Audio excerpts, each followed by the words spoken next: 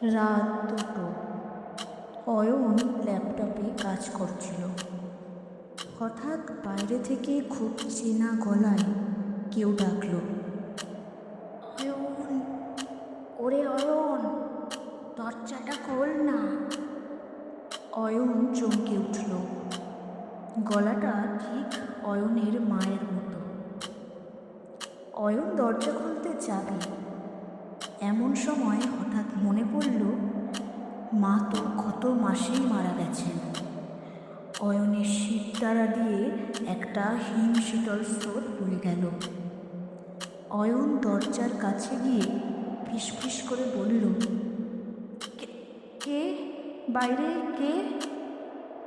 উপাস থেকে আবার সেই একই গলা, কিন্তু এবার একটু কান্নার সুরে।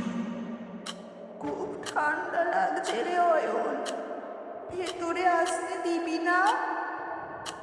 অয়ন ভয়ে কাঁপতে কাঁপতে দরজার ফুটো দিয়ে বাইরে তাকালো। বাইরে কেউ নেই, শুধু অন্ধকার বারান্দা। অয়ন স্বস্তির নিঃশ্বাস ফেলে ঘুরে দাঁড়ালো, কিন্তু যা দেখল তাতে তার রক্ত হিম হয়ে গেল।